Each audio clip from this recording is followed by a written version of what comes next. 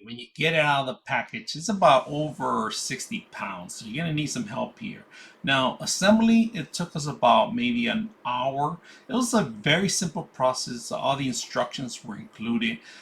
We had to provide our own tools. Of course, you have to provide your own bed, all right, which is a cushion, all right.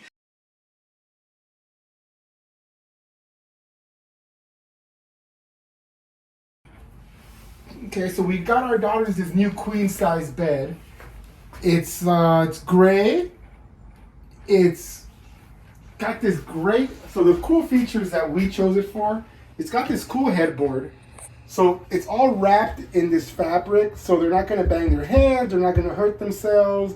It's got this cool wood finish. What I really like, it's got two AC plugs right up here, and it also has two USB ports right there as well. So they're using it currently to charge their light, but you could charge your phones, your tablets, your reading lights, anything right from there.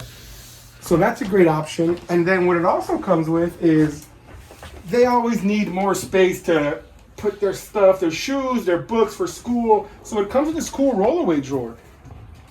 Gives you the chance to really use all the storage under your bed.